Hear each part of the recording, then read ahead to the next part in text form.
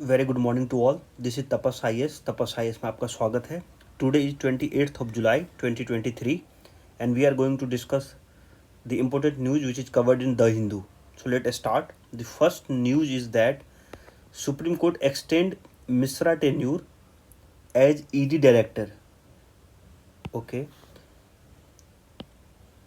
Till 15. So the question arises that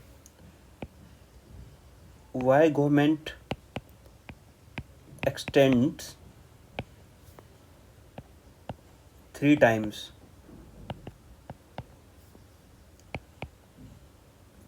tenure of ED.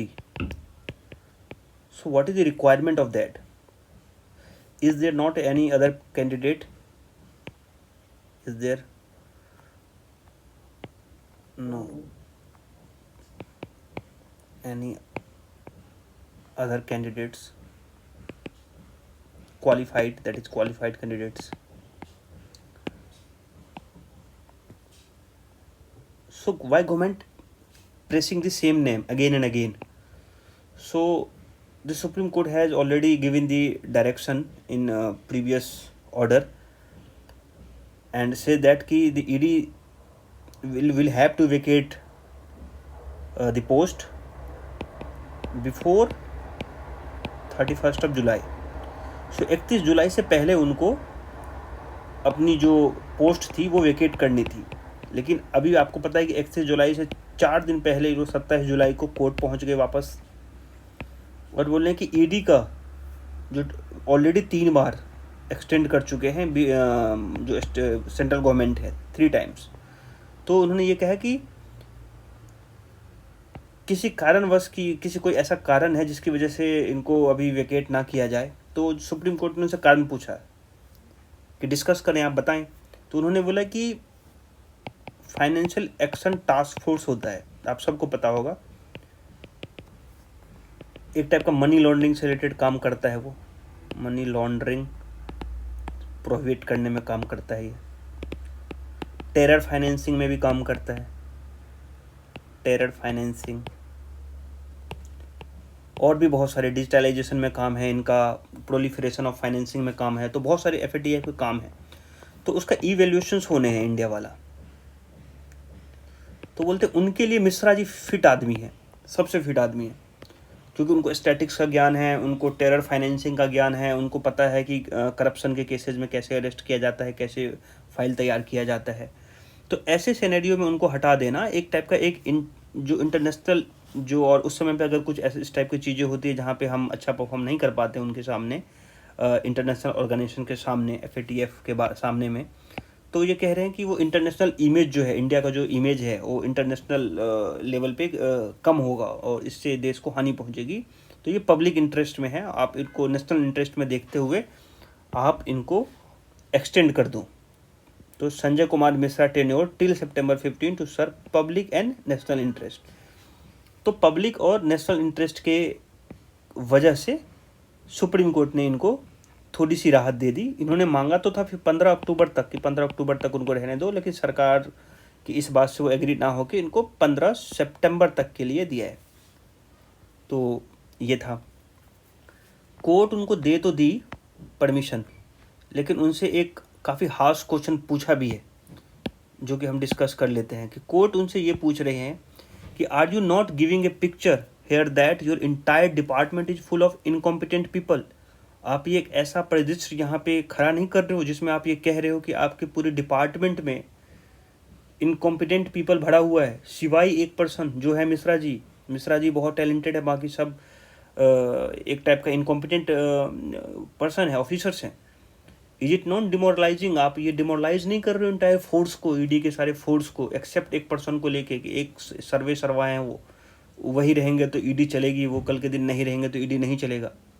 Entire department will be collapse. अगर चलेगा तो collapse हो जाएगा. ये सब कहते हुए, इतनी सारी बातें कहते हुए, फिर भी इनको रिलीफ 15 सितंबर के लिए दे दिया. तो ये ED ये गवर्नमेंट के लिए सोचने का विषय है. गवर्नमेंट सोचे कि सच में ऐसा है क्या, इनके पास कोई इनके अलावा कोई सही क्वालिफाइड ऑफिसर्स नहीं मिलेंगे. तो इंडिया की जो ब्यूरोक्रेसी है और इंडिया का जो सिस्टम है क्या इतना वीक हो चुका है. So we have to figure these things, and this is not my opinion. The Supreme Court of India is asking these questions in front of central government. So thing is that important. हमारे लिए ED important हो गया क्योंकि ये finance minister के अंदर आता है, पीटी स्पेशल, और डिपार्टमेंट ऑफ रेवेन्यू के अंदर आता है. और इसमें ये देखना है कि ये जो 3 जो एक्ट हैं, पीएमएलए, फेमा और फ्यूआ, इनसे ये इनमें रिलेटेड जो भी प्रोविज़न दिया है इसको कॉम्प्लाइंस कराने की कोशिश करता है. तो आपको पता है prevention of money laundering act है ये. फेमा आपको पता है foreign exchange and management act है. और फ्यू पता है फ्यूगेटिव इकोनॉमिक ऑफेंडर एक्ट है. ये अप्रॉक्सीमेटली ये अभी भी बनाया शायद 2016 या 2018 में. एक बार इस पर देख लीजिएगा, इसका डेट, इसका ईयर देख लीजिएगा. तो ये आपको देखना था. सेकंड न्यूज़ रिलेटेड है सीबीआई को लेके, कि सीबीआई जो है वो मणिपुर जो सेक्सुअल असल्ट केस हुआ था, जो कि काफ़ी अपने आप में सोसाइटी को झकझोरने वाली चीज़ें थी, जो सारे लोगों को डिस्टर्ब किया था. उसमें सुप्रीम कोर्ट ने क्या किया था, उसमें सुप्रीम कोर्ट ने किया था ऐसा कि सुप्रीम कोर्ट ने सू मोटो केस ले लिया था उसको. तो सू मोटो जब केस ले लिया तो सेंट्रल गवर्नमेंट एक एफिडेविट लगाई है अभी, और बोली है कि इसकी जांच जो करेंगे, कोर्ट में एफिडेविट लगाया है कि सीबीआई करेंगे, और 6 महीने के अंदर में, कितने टाइम, 6 मंथ के अंदर में ये जांच इन्वेस्टिगेशन कंप्लीट हो जाएगा, चार्जशीट फाइल हो जाएगी. और उसके बाद इनका ट्रायल जो भी होगा ना, ये भी अदर स्टेट में होगा. तो ये एक अच्छी चीज़ है कि वहाँ पे आप जो एविडेंस है वो टेम्पर करने के चांसेस कम हो जाते हैं. तो this is all about CBI to probe Manipur sexual assault case. So next news is, first is high court refuse order blanket ban on sales of acid. ये एसिड एडिक्ट को कुछ लोग जो थे वो दिल्ली हाई कोर्ट में गए थे और बोले थे कि एसिड जो इलीगली सेल किया जाता है, मिसयूज़ किया जाता है, उसके ऊपर आप ब्लैंकेट बैन लगा दो. जब भी ब्लैंकेट वर्ड यूज है तो मतलब पूरा का पूरा आप उसको सेल, मैन्युफैक्चर, प्रोडक्शन वही बंद कर दो.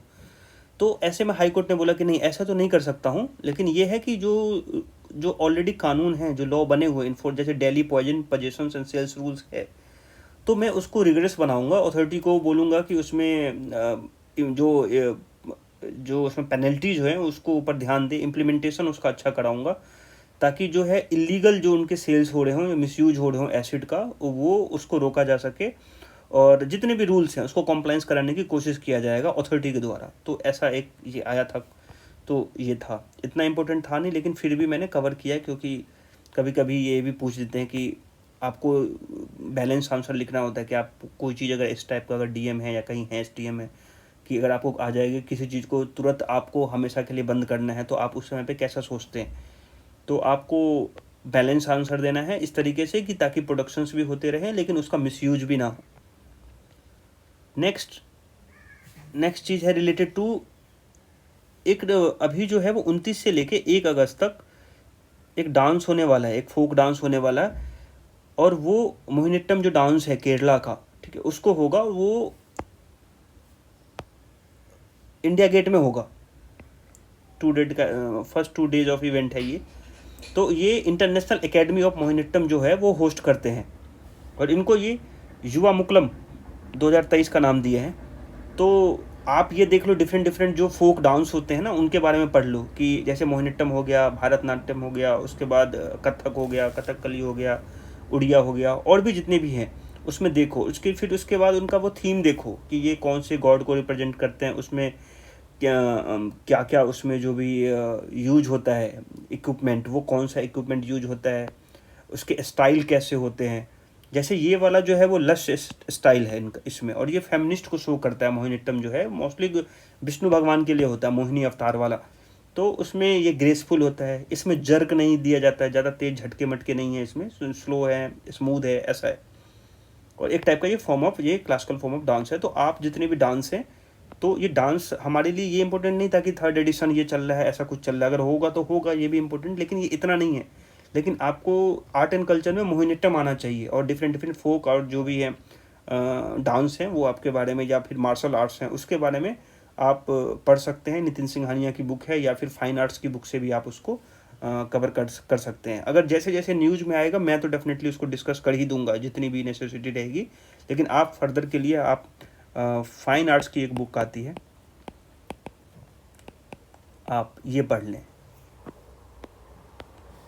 फिर नेक्स्ट, यस, सुल्तानपुर केस आपको पता होगा कि थोड़ा सा मैं इसलिए जो भी न्यूज़ का एक एक टॉपिक मैं कवर करता हूँ, छोड़ने की कोशिश नहीं करता हूँ, कि आप हमारे वीडियो देख रहे हैं तो आपको इसके अलावा कहीं भी कुछ पढ़ने की ज़रूरत नहीं पड़े। मेरा ये बनाने का मकसद ही ये है कि अगर आप द हिंदू पेपर पढ़ रहे हैं तो अगर आप ये वीडियो सुन लें तो आप पढ़ना चाहें पढ़ें, 1-2 घंटे और देना चाहें पढ़ें, आपका पास टाइम है, पर्याप्त समय है तो आप दें, लेकिन आपको ये समझ में आनी चाहिए कि न्यूज़ पढ़ते कैसे हैं। तो मैं उसमें आपको ये बता रहा हूँ कि जैसे सुल्तानपुर वाले केस में हुआ था, उसमें क्या हुआ था कि 10 से 12 किलोमीटर तक जो वो लड़का था कार के नीचे उस लड़की को घसीटता रहा। तो ये तो न्यूज़ हो गया कि उसके बाद बहुत सारे हाइक्स बने, उसको अरेस्ट किया गया, 4 लोगों को, बाद में 3 को छोड़ भी दिया गया। लेकिन अगर ऐसा कुछ होता है तो हमसे उससे क्या सीख सकते हैं? अगर आपका लॉ ऑप्शनल है तो आप उसमें सेक्शन 302 देख सकते हैं, 120 बी में क्रिमिनल कॉन्स्पिरेसी है, आप वो देख सकते हैं, 201 में डिसअपरेंस ऑफ एविडेंस है, आप वो देख सकते हैं, 212 में जो है ऑफेंडर जो है वो हार्बरिंग करता है, वो देख सकते हैं। तो उसमें आपको देखने वाली चीज़ ये थी। और फिर उसके बाद ये भी है कि सोसाइटी के पेपर में आप ये देख सकते हैं सोसाइटी किस तरीके से गुजर रही है, कौन से फेज में सोसाइटी है जो इस टाइप के क्राइम को होने दे रहे हैं, और हम चुप बैठे हुए हैं। हमारे एक्टिविस्ट ज़रूर जाके लड़ते हैं, फाइट करते हैं, लेकिन जो है हम एक कंसर्न तक नहीं दिखाते, हम उनके लिए एक कदम नहीं उठाते, हम सरकार से पूछते नहीं कि लॉ एंड ऑर्डर का प्रॉब्लम है या वुमेन के रिलेटेड जो भी प्रॉब्लम्स हैं वो क्यों नहीं सॉल्व किए जा रहे हैं। तो हमें जागने का समय है, आप लोग जागें, सतर्क रहें, आप अपने जो भी आपकी जो राइट्स हैं उसको लेके आप काफ़ी वोकल रहें। तो हमारे एक मकसद ये भी है कि ये वीडियो डालने का कि आपके जो भी राइट्स हैं वो उसका सही आप समझ सकें। और because we all are UPSC aspirant somehow, तो आप ही ऐसे वो लोग होंगे जो आगे तक ये मैसेज समझाएंगे, और आपका काम ही यही है कि लोगों को जो भी जिनको राइट्स के बारे में नहीं पता है उनको एक्सेस कराना। So this is all about कि ये एक टाइप का सुल्तानपुरी केस जो था वो बहुत ही डेंजरस था कि आप सामने वाला किस कंडीशन में उसको 12 किलोमीटर तक ले गया है। तो बहुत सारे आप इसमें देखेंगे तो 8 से कितना 1800 पेज का शायद मेरे हिसाब से, एक सेकेंड, 800 पेज का, ये 800 पेज का जो एक चार्जशीट फाइल हुआ है उसमें 117 विटनेस का गवाही ली गई है, स्टेटमेंट लिया गया है। तो ये था। Next case is Yamuna. आप सबको पता है कि यमुना फ्लड जो है अभी दिल्ली में आया था, तो लगातार यमुना के बारे में जितनी भी चीज़ें हैं होनी चाहिए, बातें पेपर में लिखना चाहिए, ठीक है, कि ऐसा क्या हुआ जो यमुना के फ्लड प्लेन को कैसे कैप्चर किया गया, कैसे कंस्ट्रक्शंस वहाँ हुए, और कैसे बड़ी बड़ी बिल्डिंगें या फिर बड़े बड़े ऑफिसेज खुले वहाँ पे, कहाँ वहाँ पे इवन बड़ी बड़ी बिल्डिंग, वहाँ पे कैसे एक रीसेटलमेंट किया गया, लोग वहाँ पे जाके रहना स्टार्ट किया, भले ही वो कोई से तबके के लोग हों, लेकिन वो रहना तो स्टार्ट किया। आपने एक रिवर की बहती हुई धारा को रोका, उसको चेंज किया। तो बहुत सारी चीज़ें हैं जो आपको देखना है, पर फिलहाल हमारे लिए इम्पोर्टेंट है कि यमुना कहाँ से निकलती है, तो यमुनोत्री से। यमुना के राइट ट्रिब्यूटरीज कौन है, तो हम वो देखेंगे कि केन, बेतवा, सिंध, चंबल, ये सब राइट ट्रिब्यूटरी। यमुना के लेफ्ट ट्रिब्यूटरीज कौन है, हिंडन, स्टोन्स, तो वो देखेंगे। और भी 1-2 हैं, हनुमान है, कुछ ऐसा करके है जहाँ तक मुझे याद आ रहा है, तो वो लॉन्गेस्ट ट्रिब्यूटरी ऑफ गंगा। और भी यमुना के बारे में आप पढ़ें। तो this is all about Yamuna. Yamuna से रिलेटेड मैंने ऑलरेडी आपको कि यमुना फ्लड क्यों जो है वो इन डेंजर्स में है, क्यों उस तरीके से उसको डिस्टॉर्टेड किया गया है, इसके लिए मैंने आपको बना ही दिया था पिछले वाले वीडियो में कि क्या क्या कारण थे, कि क्या केवल एक कारण है कि क्लाइमेट चेंज की वजह से ऐसा हो रहा है। तो नो, आंसर इज नो। ये this is one of the reason, not a exclusive reason, ये नहीं है। यस, ये एक रीज़न हो सकता है, लेकिन ये रीज़न है, ये राइटर इसमें विश्वास नहीं रखते हैं। इसके बाद है कि high court fine restaurant body. हाँ, ये हाई कोर्ट ने रेस्टोरेंट बॉडी के ऊपर फाइन लगा दिया है 2 लाख का। तो इसमें यह था कि आप जब भी हाई कोर्ट कोई ऑर्डर देती है, या फिर हमारे लिए इम्पोर्टेंट है कि जब भी एज ए एडमिनिस्ट्रेटर जब हम कहीं पे DM SDM बनेंगे, आप लोग में से जितने भी लोग उसमें को क्वालिफाई करके बनेंगे, तो आप ये समझो कि आप किसी एरिया के डीएम हो या फिर एसडीएम हो और आपके पास हाई कोर्ट का एक ऑर्डर आया है, तो आपको ये ऑर्डर जो है वो कंप्लाइंस करानी पड़ेगी। ऑर्डर जो है वो आपको कंप्लाइंस करानी पड़ेगी, और जैसे लिखा है ऑर्डर में उसी तरीके से। अगर आप ऐसा नहीं करते हैं तो वो कंटेम्प्ट होता है कोर्ट का। कोर्ट का क्या होता है? वो कंटेम्प्ट होता है। और कोर्ट जो है ऐसे केसों में आपको सज़ा सुनाती है, पनिश करती है। और ये पनिशमेंट किसी भी टर्म में हो सकता है, पेनल्टी हो सकता है या एक फाइन हो सकता है।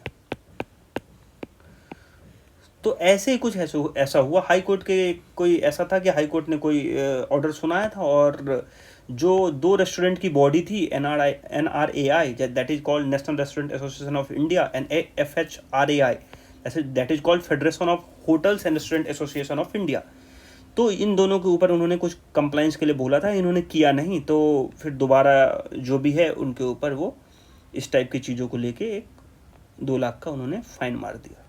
तो ये हमारे लिए यहाँ से ये निकला, हमें रेदर देन न्यूज़ पढ़ने से बेहतर है कि हम ये समझें कि हमें एज ए डीएम और एसडीएम हमें कंप्लाइंस कराना हमारे लिए कितना ज़रूरी है कोर्ट के ऑर्डर्स को। नेक्स्ट, ईडी को लेके फिर से न्यूज़ में है। अब इसमें ये वाले केस में ये है कि ईडी जो है, ईडी में ये है कि तमिलनाडु मिनिस्टर जो हैं, जो संथी बालाजी हैं, वो जॉब स्कैम में पाए गए, कैश लिए थे, कैश फॉर जॉब। ठीक है, अब इसमें ऐसा हो गया कि ये ले लिया उसको, और फिर उसके बाद इनको ईडी अरेस्ट करने के लिए गई। अब ये ईडी जो है वो उसको लेके इसमें कोर्ट में ये बहस हो रही है कि जुडिशियल कस्टडी और पुलिस कस्टडी को लेके वहाँ डिस्कशन किया है। आप सबको पता है कि यूपीएससी ने ऑलरेडी जेसी और पीसी पे क्वेश्चन पूछा है, तो आप उसको अच्छे से पढ़ें। तो इसमें ईडी से रिलेटेड है, ईडी को लेके जीसी और पीसी का बातें हो रही है। तो मिनिस्टर ये कहते हैं, दैट मीन्स कि जो मिनिस्टर के एडवोकेट हैं वो ये कह रहे हैं अपने क्लाइंट के लिए कि पुलिस रिमांड आफ्टर अरेस्ट, ये कह रहे हैं कि ED could not seek police remand after arrest, police remand नहीं ले सकते after arrest. Judicial remand and not a police custody was natural corollary of arrest under PMLA. अगर जुडिशियल कस्टडी की बात करें तो यस, आप ले सकते हो जुडिशियल कस्टडी में, लेकिन आप बोल रहे हो कि पुलिस रिमांड में या पुलिस कस्टडी में हम रखेंगे, तो वो शायद पीएमएलए के अंदर में नहीं है, ये कपिल सिब्बल कहना चाह रहे हैं। फिर ये कह रहे हैं कि इसमें ये भी कह रहे हैं कि PMLA required the ED to collect evidence. Yes, prevention of money laundering act जो है वो ईडी को एविडेंस कलेक्ट करने का पावर देता है, कंप्लीट इट्स इंक्वायरी करने की, कंप्लीट करने की एक टाइप का एक एक्ट में, कानून में है, तो आप कर सकते हैं। And find a person prima facie guilty, और प्राइमिया फेसिया में एक प्राइम जो है वो गिल्टी अगर आपको लग रहा है, before finally arresting him under section 19। Section 19 के अंदर में जो अरेस्ट है पीएमएलए के अंदर में, उससे पहले आपको प्राइमिया फेसी गिल्टी प्रूफ करना पड़ेगा बिफोर अरेस्टिंग दैट पर्सन। तो ये जो तर्क है वो इनके कपिल सिब्बल जो है एडवोकेट हैं उन्होंने दिया है। कोर्ट के व्यू अलग हैं, और हमें कोर्ट से मतलब है कि कोर्ट क्या कहना चाह रही है।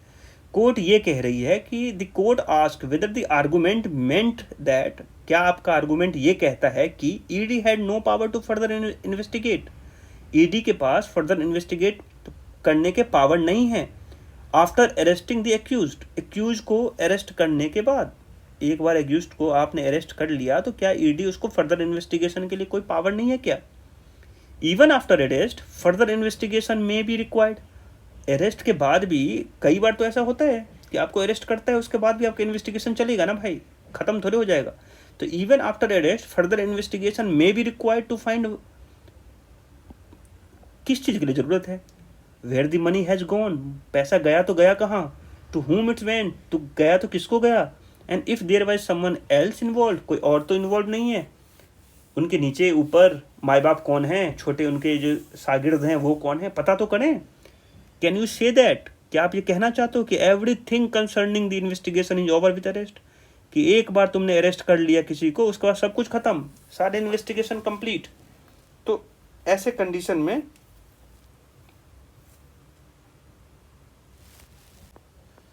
यस, सो एक बार अरेस्ट कर लिया और सब कुछ खत्म हो गया, everything concerning the investigation is over with the arrest. तो ऐसी बातें कोर्ट में चल रही है। The bench also asked why the ED should stop from digging deeper into the money laundering case after arrest. ED क्यों ना जो है वो डिटेल में जाए, डीप में जाए और मनी लॉन्ड्रिंग केस में पूरा से अंदर डिग करे और पता लगाए कि पैसे कहाँ से आए, लेयरिंग कहाँ पे हुई, किसको दिया, कौन उसका जो बेनिफिशरी है। तो इस सब चीज़ों के लिए ईडी जो है वो स्वतंत्र है, ऐसा ये कहना चाह रहे हैं और इसके बारे में बातें कर रहे हैं। अगर जजमेंट नहीं भी आया तो ये इस टाइप की कोर्ट उनसे, कपिल सिब्बल से ये चीज़ पूछ रही है। नेक्स्ट, आप सबको पता होगा कि G20 हम जो है वो होस्ट करने वाले हैं और इनकी जो वो होगी वो सितंबर में होगी। सो उसके लेके G20 की अलग अलग जो बैठकें हैं वो लगातार चल रही हैं, अलग अलग डिफरेंट डिस्ट्रिक्ट, डिफरेंट स्टेट में। तो चेन्नई में अभी चल रही है, उसको लेके वो कौन सी चीज़ से रिलेटेड है, क्लाइमेट चेंज से रिलेटेड है और ये है G20 का 4th G20 जो है वो environment and climate sustainability working group है। तो इनकी बैठक है। इन बैठक में क्या हुआ है, 39 MNC जो हैं वो साथ में आए हैं और सर्कुलर इकोनॉमी की बात किया है। सर्कुलर इकोनॉमी क्या होता है? सर्कुलर इकोनॉमी एक इस टाइप की इकोनॉमी होती है जहाँ पे आप जो चीज़ें हैं उससे आपको क्या करेंगे, उसी चीज़ों का दोबारा यूज करेंगे उस अपनी इकोनॉमी में। तो जो टेक मेक वेस्ट वाला जो कंसेप्ट है उसको हटा के R3 का कंसेप्ट जो था, रीयूज, रिसाइकल और एक और भी R होता है, तो उससे रिलेटेड चीज़ें में काम करेंगे। तो उसमें जो है इंडस्ट्री जो है उसमें हेल्प कर रही है और उसमें कितने तो 39 जो बड़े MNCs कंपनी हैं, चाहे वो स्टील के हों,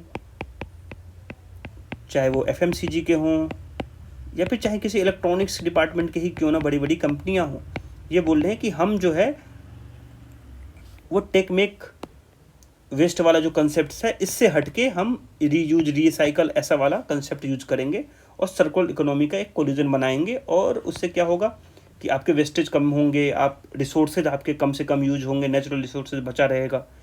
तो इस टाइप की चीज़ें मीटिंग हुई थी, तो आप इसको एक बार देख लीजिएगा। ये इसीलिए था। सर्कुलर इकोनॉमी पे एक बार पेपर में कवर भी किए थे, तो उसको भी मैंने कवर कर चुका हूँ। इसमें यही है, इससे ज़्यादा मैंने पढ़ा, इसमें कुछ था नहीं। नेक्स्ट, नेशनल रिसर्च फाउंडेशन भी ये भी पढ़ा चुका हूँ, लेकिन इसमें ये क्या है, आप सबको पता होगा कि जो union cabinet approve the nation research foundation bill 2023 strengthen to reach ecosystem in the country. The bill introduce in parliament once pass. ये एपेक्स बॉडी, ये ठीक है, एपेक्स बॉडी बन जाएगा, ये इंपॉर्टेंट नहीं है अपने लिए। अपने लिए इंपॉर्टेंट क्या है वो पॉइंट आपको डिस्कस कर देता हूँ। आपने एक नाम सुना होगा, SERB, science and engineering research board जो है, ये एक्ट था 2008 का। अब ये जो है वो सबज्यूम हो जाएगा, किसके अंदर में आ जाएगा, नेशनल रिसर्च फाउंडेशन। ठीक है,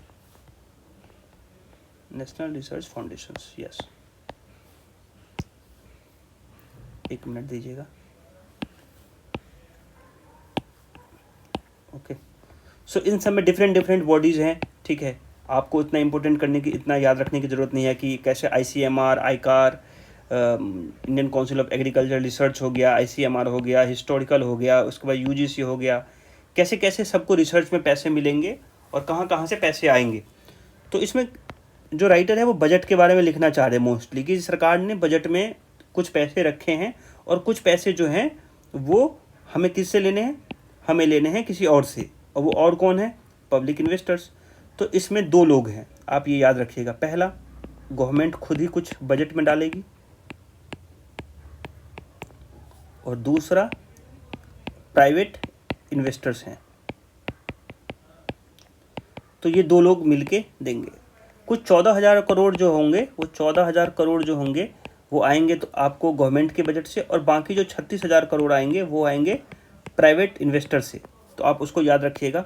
और ये दोनों जो हैं वो मिलके और इसको रिसर्च में काम करेंगे। इंडस्ट्री, रिसर्च सब एक साथ आएंगे और इस रिसर्च करने के जो हैं वो चांसेस जो हैं वो बढ़ जाएंगे। ये लिखा भी है इस टाइप का, वो डेटा है इसलिए मैंने आपको हाईलाइट कर दिया। इतना ज़्यादा इंपॉर्टेंट है नहीं, कितने साल में कितने आएंगे और क्या इंपॉर्टेंट है उतना है नहीं। और उसके बाद यही है कि इसमें ये एक डेटा और भी है कि आपके लिए आंसर राइटिंग में आपको इनरीच करेगा कि आप उससे ये समझे कि पहले जो अदर कंट्रियां हैं जैसे यूएसए हो गया, उसके बाद चाइना हो गया, और उसके बाद इजराइल हो गया, ठीक है। उसके बाद ये सब जो कंपनियां हैं वो, ये सब जो कंट्री है वो अपने उसका जीडीपी का अच्छा खासा मतलब 2 to 4% रिसर्च पे खर्च करती है। इंडिया जो है वो अपने जीडीपी का 0.67 पहले खर्च करती थी। अभी भी कुछ ऐसा स्थिति ऐसा नहीं हो गया कि हम 2% 3%, अभी भी लेस देन 1% ही है, हम लेस देन 1% ही है। तो इसमें ये था। तो आप नेशनल, और ये एक्चुअली इसमें इसलिए था कि ये नेशनल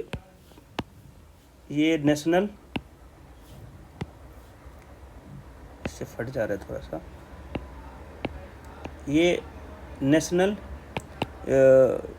एजुकेशन पॉलिसी पता होगा आप लोग को, एजुकेशन पॉलिसी 2020, और ये आया था कौन, कस्तूरी रंगन कमेटी है शायद, ठीक है, कस्तूरी रंगन कमेटी, यस हाईलाइटेड है, कस्तूरी रंगन कमेटी ने इनको रिकमेंड किया था नेशनल एजुकेशन पॉलिसी, और उसके अंदर में उसका एक पार्ट था नेशनल रिसर्च फाउंडेशंस।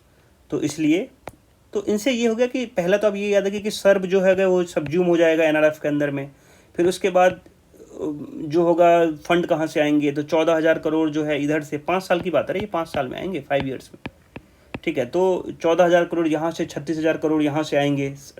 कस्तूरी रंगन कमेटी, याद रखिए, कमेटी ने रिपोर्ट बनाया था, और उस रिपोर्ट पे नेशनल एजुकेशन पॉलिसी बनी थी, और नेशनल एजुकेशन पॉलिसी का एक पार्ट जो है वो नेशनल रिसर्च फाउंडेशंस हैं। अदर्स कंट्री के बारे में याद रखिए कि यूएसए, चाइना, इजराइल हमसे काफ़ी जीडीपी में ज़्यादा का अपना एक पोर्शन जो है वो रिसर्च के ऊपर खर्च करता है, हम लेस देन 1 खर्च करते हैं। इससे ज़्यादा 4-5 फैक्ट हो गए, इससे ज़्यादा आप कुछ भी ना पढ़ें। डिफरेंट बॉडीज़ हैं, ICAR, ICMR, और फिर जो मेडिकल हिस्टोरिकल वाला हो गया, UGC हो गया, डिफरेंट या DST हो गया, फिर जहाँ जहाँ से इनको फंड मिलेगा वहाँ से इकट्ठा करेंगे, और इंडस्ट्री को रिसर्च, जो कॉलेज जो रिसर्च कर रहे होंगे उसमें जोड़ेंगे ही। तो आपको बस उतना ध्यान रखना है, इंडस्ट्री को रिसर्च से जोड़ेंगे ही। तो this is all about this. Second is that कि India and China have once again appear to walk away from their latest high level engagement with sharply different diagnosis of what is their relations. अभी आप सबको पता है कि जो इसकी submit होने वाली ब्रिक्स की सबमिट होने वाली है जोहान्सबर्ग में, जोहान्सबर्ग साउथ अफ्रीका में है ये, ठीक। तो इसमें सबमिट होने वाली है। तो इसमें अभी उससे पहले मीटिंग हो रही है, तो उसमें अपने NSA जो गए थे अजीत डोभाल साहब, और वहाँ के एक फॉरेन मिनिस्टर आए थे, तो उन दोनों की बात चल रही थी। वहाँ फॉरेन अफेयर ने वहाँ स्टेटमेंट दिया है कि अभी इंडिया की जो लास्ट मीटिंग हुई थी ना, लास्ट वाली इंडिया की लास्ट मीटिंग कहाँ हुई थी, बाली में हुई थी। किन की, जिनपिंग की और PM साहब की। तो बोलते इन दोनों में काफ़ी बहुत अच्छा कोऑर्डिनेट रिलेशन रहा, और उसके बाद दोनों कंसेंसस पे पहुँचे कि अब हम जो है इंडिया और चाइना का रिलेशन जो है वो अब अच्छा हो जाएगा, ऐसा करके उन्होंने दिया। लेकिन इससे अलग रिलेशन जो है, अलग इनके जो स्टेटमेंट है वो डोभाल साहब दे रहे हैं। डोभाल साहब कह रहे हैं कि trade with China boom to record 2020 और 21 by import of Chinese machinery, while at the same time government has ban more than. ये कह रहे हैं कि ये सबका रीजन क्या है, ये सबका रीजन ये है कि जो बॉर्डर पे जो डिस्प्यूट है, ऐसा समझिएगा, बॉर्डर पे जो डिस्प्यूट है वो कभी भी जब तक सेटल नहीं होगा तब तक आपके इकोनॉमिक टाइज जो हैं या फिर ट्रेडिंग जो है, ट्रेड, वो सही नहीं हो सकते। तो आप जब तक बॉर्डर के डिस्प्यूट को न्यूट्रलाइज नहीं कर लेते, आप उसको पीसफुल मैनर में नहीं बना पाते हैं, ट्रैंक्विलिटी नहीं ला पाते हैं वहाँ पे, तो ये केओस क्रिएट करता है सोसाइटी में, पीपल के सामने, पब्लिक के सामने,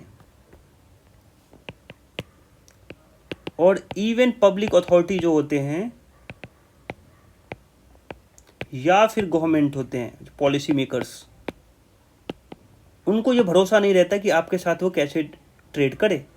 जब आप एक समय पे आप बॉर्डर पे लड़ते हो, बॉर्डर पे जैसे डेमचौक वाला केस है, और डोकलाम वाला केसेज हैं, अरुणाचल में इन्हों ये कर रहे हैं। तो और उसके बाद जो डिफरेंट फिंगर्स हैं जहाँ पे हम डिस्कस करते हैं, आप बफर जोन को ब्रेक करते हो। तो ये चाइना के लिए लगातार, आप सबको पता होगा कि चाइना लगातार जो है अपनी जो इंफ्रास्ट्रक्चर है वो बॉर्डर के किनारे सारे जो गांव हैं उनको स्ट्रॉन्ग कर रहा है, और कुछ हद तक इंडिया के कई जगह पे उन्होंने जगह पे आने की कोशिश भी किया है, और हमने उसको रिटेलिएट किया है उसको। तो आप इस सब जब बॉर्डर डिस्प्यूट की ऐसे लेकिन आप वहाँ पे स्टेटमेंट दे रहे हो कि नहीं, इंडिया और उसमें चाइना में सब कुछ सही है। बाली में हमारी बैठक हुई थी दोनों की, और बोल रहे थे कि सब सही है। तो इस पे एनएसए ने जवाब दिया कि ऐसे नहीं है, अभी ऐसा कोई अच्छा, और ये संकेत भी दिया है कि आप देखो ना, 2020 में रिकॉर्ड लेवल पे था, फिर 2021 में जो इंपोर्ट हुआ वो चाइनीज मशीनरी को है, while the same time government जो आपका काम हो रहा है, आप ट्रेड कर रहे हो, लेकिन 200 से ज़्यादा चाइनीज ऐप्स इंक्लूडिंग टिकटॉक सब बंद किया था, बैन किया था, आप सबको पता होगा। तो आप जैसा कह रहे हो ट्रेड के मामले में, वैसे कुछ मतलब मौसम उस मिजाज का है नहीं, तो कुछ इस टाइप की चीज़ें बात हो रही है। नेक्स्ट देख लेते हैं फॉरेस्ट अमेंडमेंट पे।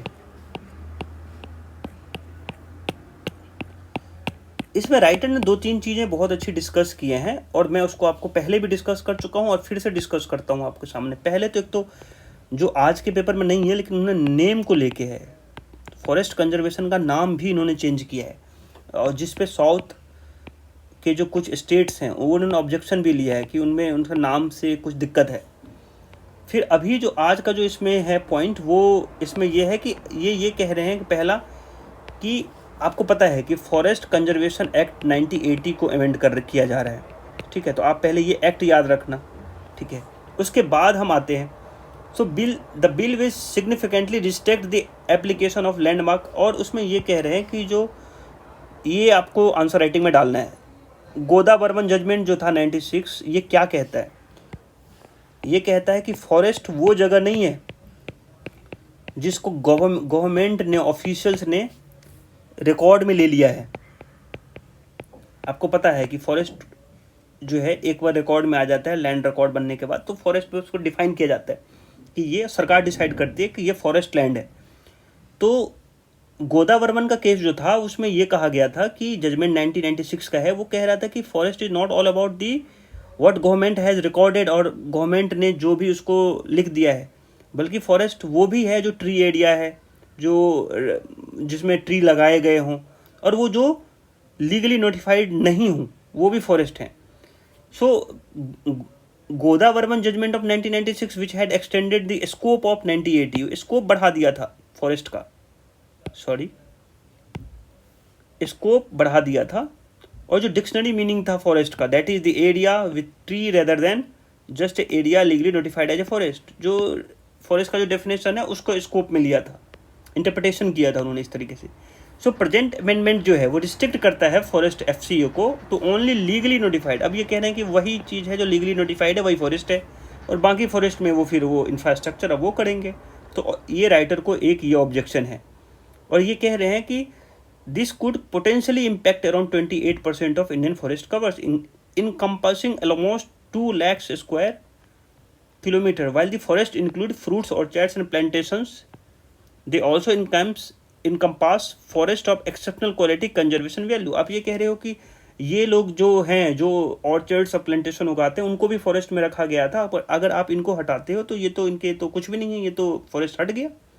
और फॉरेस्ट हट गया तो फिर वो उसको आप फ्री हो जाएंगे। जब फॉरेस्ट ही नहीं है तो आपको परमिशन लेने से फ्री हो जाएंगे, सर्टिफिकेट लेना पड़ता है आपको फॉरेस्ट को हटा के, और अगर आप उस एरिया पे अगर इंफ्रास्ट्रक्चर बनाना चाहते हो तो आपको डिफरेंट मिनिस्ट्री से परमिशन लेने पड़ते, तो आप तो इससे बच गए। तो ये वाली चीज़ें हैं। तो एक राइटर फिर ये एक दिल्ली का एग्जांपल देते हैं कि दिल्ली का जो है अरावली हिल्स, आप सबको पता होगा, तो जहाँ तक फैली है उसमें Delhi national capital region ecologically significant है, बीइंग क्रिटिकल वाटर सिक्योरिटी के लिए है, मे बी इफेक्टिव अमेंडमेंट, अगर इस अमेंडमेंट से ये भी होगा। फिर नागालैंड को भी लिया है फॉरेस्ट का, नागालैंड जो है वो भी ऑफिशियली रिकॉर्डेड में नहीं है, लेकिन अगर आप उसको भी फॉरेस्ट नहीं मानोगे तो उनका भी नुकसान है। तो एक रीजन तो इनका वैलिड रीजन ये लगा मुझे। दूसरा रीजन ये देते हैं कि bill exclude some of the Indian most fragile ecosystem as it remove the need of forest clearance for security related infrastructure up to 100 kilometre of national. ये तो इस पे तो थोड़ा सा नेशनल इंटरेस्ट को लेके जब भी आता है तो इंफ्रास्ट्रक्चर को लेकर 100 किलोमीटर तक का जो भी एरिया है इंटरनेशनल बॉर्डर पे, वो थोड़ा सा ये है, इस पे तो सुप्रीम कोर्ट में भी अच्छी खासी बहस होती है कि नेशनल इंटरेस्ट को लेकर। तो ये बिल एक्सक्लूड करता है उस चीज़ को कि मोस्ट फ्रेजाइल इकोसिस्टम जो है, जैसे कि अब ये बोलेगा कि Himalayan forest, meadows, north east की जो जगह हैं वो हॉटस्पॉट है, बायोडाइवर्सिटी हॉटस्पॉट है, उसको इंफ्रास्ट्रक्चर में कैसे यूज कर सकते हैं। इसके अलावा राइटर ये भी एंड में जब कंक्लूड करते हैं तो कहते हैं कि बैलेंस होना जरूरी है, अगर हम वहाँ पे नहीं बनाएंगे तो हमारे लिए खतरा है। तो देखते हैं, पहले अभी ये कंसर्न गिरा रहे हैं। The bill introduce exemption for construction, ये कह रहे हैं कि आप एग्जाम्पशन रखे हो बहुत सारी चीज़ों के लिए, जू के लिए, सफारी पार्क के लिए, इको टूरिज्म के लिए, आप ये अब क्यों नहीं कहते हो आर्टिफिशियली क्रिएटेड ग्रीन एरिया जो है, animal enclosures are very different from natural ecosystem. तो जो चीज़ आप आर्टिफिशियली बना रहे हो उससे बेहतर है कि नेचुरल इकोसिस्टम में बनाओ, वो बेहतर होता है। और जिनका वो नेचुरली होता है वो ज़्यादा नहीं कि आप जू के लिए, सफारी पार्क के लिए उसको भी आपको एग्जेम्प्ट कर दिए हो कि हाँ भाई यहाँ पे ये सब खोला जा सकता है। तो एक तो ये है इनका। तो ऐसे, और फिर ये एक और भी है कि जो शेड्यूल्ड ट्राइब एंड अदर जो फॉरेस्ट ड्वेलर्स होते थे, ट्रेडिशनल फॉरेस्ट ड्वेलर्स होते हैं, जिसका एक्ट 2006 है, फाइंड नो मेंशन, ठीक है, इनका कहीं पे मेंशन ही नहीं है आप इसमें। तो instead the exclusion and ease of diversion of forest area will mean that forest people institution जो है no longer need to be consulted. तो अब इनकी ज़रूरत ही नहीं है, इन इंस्टीट्यूशन से कुछ पूछा ही नहीं जाएगा क्या, ऐसा पूछ रहे हैं। This is not just a matter of equity, ये ऐसा बताने की एक एग्जाम्पल फिर केस स्टडी ले रहे हैं कि नेपाल जो है उन्होंने क्या फॉरेस्ट को लोकल कम्युनिटी को सौंप दिया, और नेपाल में फॉरेस्ट कवर का ये हालात हो गई कि पहले 26% था, आज 45% है। तो आपको इनको लेके चलना है, लोकल कम्युनिटी बेहतर जानते हैं हमसे फॉरेस्ट के बारे में, हम ऊपर से बैठ के जो हम पॉलिसी बना रहे हैं उससे बेहतर है लोकल कम्युनिटी से हम उनको टच में लें, उनसे अंडरस्टैंड करें, और उनके फ़ायदे की, उनकी इक्विटी की बात कर रहे हैं ना, तो उनको तो रखें। तो ये है। और एक एग्जाम्पल उन्हें नेपाल का दिया है कि अगर हमने वहाँ के लोगों को दे दिया तो क्या हुआ था उसका। आप कह रहे हैं कि हमें इंडिया को नेट जीरो कार्बन बनाना है 2070 तक, तो इसको लेके उन्होंने कुछ लिखा है, और आपके प्रीएम्बल में लिखा हुआ है ना कि if India to meet its net zero carbon commitment and increase forest cover it would be wise to further participate forest peoples. यही सिंपल नेम है। उसको डी फ्रेंचाइज ना करें, उनको फ्रेंचाइजीज बनाएं कि भाई आप ही इसके करता धरता हो, आप ही को बचाना है। और उसके बाद फिर बहुत सारे इन्होंने exception are needed. Yes, exception वही है जो इंफ्रास्ट्रक्चर, नेशनल सिक्योरिटी और यही सब चीज़ें हैं। तो आप इसको देख लें, इसमें यही है। अच्छा था, इसमें इतने ही है। तो this is all about this. Yamuna को लेके फिर से वही है, फ्लड पेन। ठीक, तो we are not discussing again and again. Next, yes, stapled visa को लेके कुछ है।